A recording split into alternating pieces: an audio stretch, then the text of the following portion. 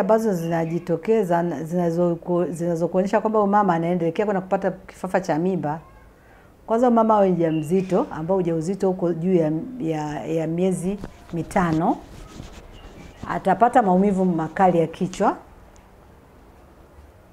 ataanza kuona maluelue, anapata blurred vision, anakuwa macho hayaoni vizuri, atapata maumivu kwenye chembe ya moyo, atalalamika maumivu kwenye chembe ya moyo, atakuwa amevimba miguu hata na mikono inakuwa imevimba, hata na uso pia unakuwa umevimba, na hata anaweza kuwa akawa na historia kwamba amepoteza hata fahamu nyumbani.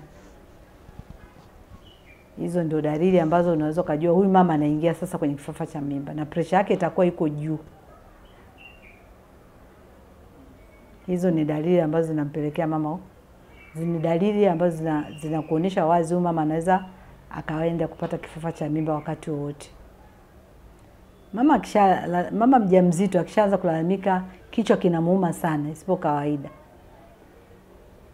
ni kuchukua hatua mara moja kumkimbiza kwenye kituo cha afya, kwenye hospitali. Akimbiza hospitali ili aweze kufanywa vipimo vingine na kuzuia huyu mama asije akaingia kwenye kifafa cha mimba.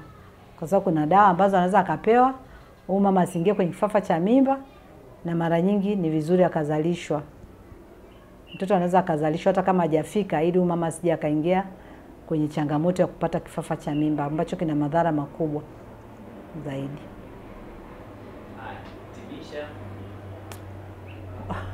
Kwa mama yoyote mjamzito akijihisi anapata maumivu makali ya tumbo, kupata maumivu kwenye chembe ya moyo, amevimba miguu, na hata labda hata kama pressure yake iko kawaida, ni vizuri akawahi hospitali. Anashauriwa aje kwenye hospitali yetu ya St. Elizabeth. Tuna kitengo kizuri cha kina mama, tuna daktari bingwa wa kina mama, ili basi aweze kusaidika asiingie kwenye changamoto ambazo za madhara ya kifafa cha mimba.